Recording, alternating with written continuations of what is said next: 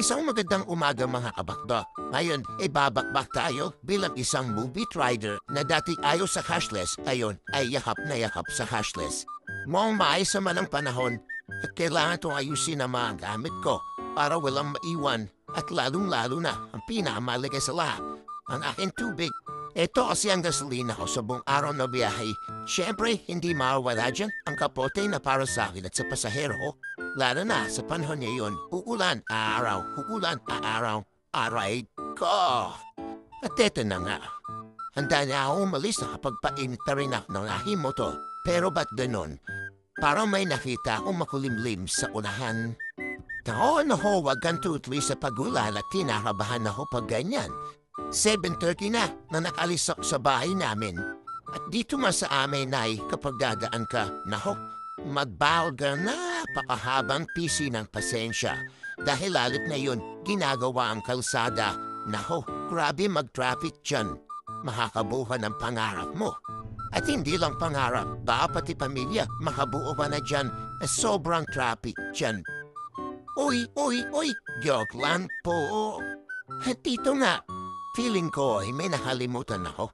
Ayun, nakalimutan ko nga yung sapatos ko na pang-ulan.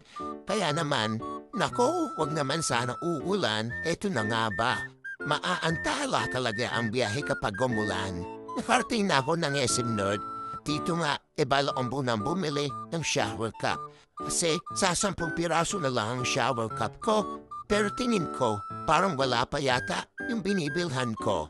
Nako, iikot ako nito ngayon.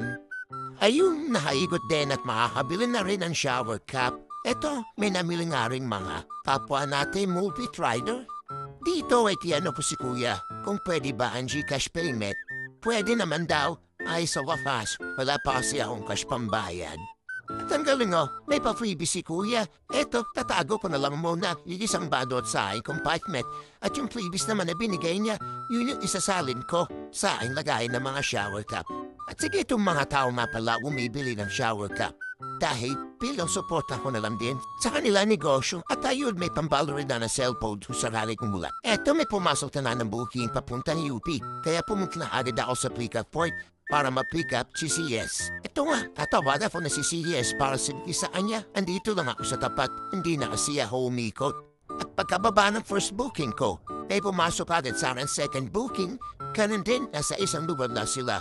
Kaya naman na-pick up po siya kagad na ibaba ko dito. Skubaw sa may Victory Liner. Maya lang, pumasok na rin yung aking third booking dito lang sa tabi ng Victory. Kaso, one way. Ending, umikot pa ako para lang ma-pick up si CS. Wala namang traffic kaya nakarating kami agad sa drop-off location niya.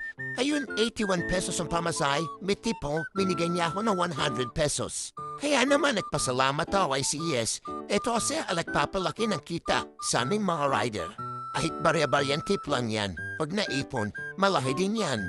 At eto nga, pinasuhan na ako ng aking pangapat na booking papunta sa Tatalon, Quezon City. Natagalan niya si CS sa paglabas. Higit 5 minuto o nagantay.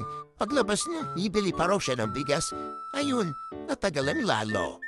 Baba nga ni CS, ay pumasok agad sa aking booking. Papunta naman sa Palay Avenue Corner, Scott Albano.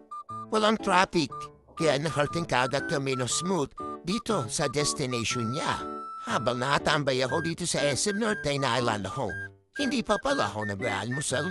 Kaya heto, matamo na ako ng kapirasong biskwit. Habang umangatanga ako, napansin ko, parang ang taga-riyata pumasok ng mga buki. Ang galit ng mga riders sa tabi ko. Naku, linggo nga pala.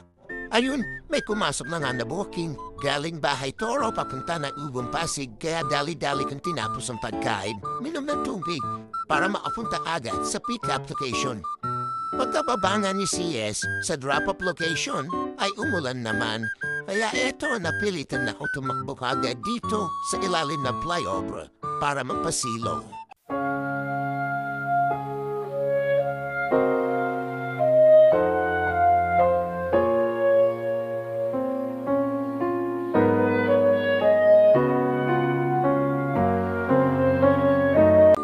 Ayun, bigla man ako natuwa na narita ako na pwede pala puntahan halian dito. Kaya agad-agad ako nagpaluto. Pansit Canton, 2 piraso yan. Dahil hindi ko napatay ang app, pinasuhan ako ng booking. Kaya dali-dali kong inubos to. Nasayang din kasi puntang Baclaran. Nakarating nga agad kami ni Siyas papuntang Baclaran sa may simbahan. 162 yung pair, 200 ang binigyan niya sa akin. Ayun, napaabait tegi Siyas. At pagkatapos na iabot ni Sir ang bayad, pinasuhan agad ako ng booking, papunta naman ang Okada. Stumlit lang naman ang naging biyahe ko dahil linggo. Walang traffic at ang pababa na lang si CS sa harapan mismo ng Okada. At pagkatapos ko nga maibaba ang aking pasahero sa Okada, ay agad akong nag-set destination mula Baclaran hanggang Quezon City at sa haba ng biyaheng yun, isa lang ang naging pasahero po. Ayun, 2-mile mode is activated na nga. Dito nga sa likod ng sentries, ay naisipan kong tumambit magpahinga muna kasama ang ibang rider na ibang platform. Umawi nga lang ako saglit na uhaw at maya-maya lang nagdesisyon na akong gumapan papunta ng SM North. At pagdating ko nga ng SM North, dito ay pinasukan na ako. Agad ang booking papunta sa Kulyat.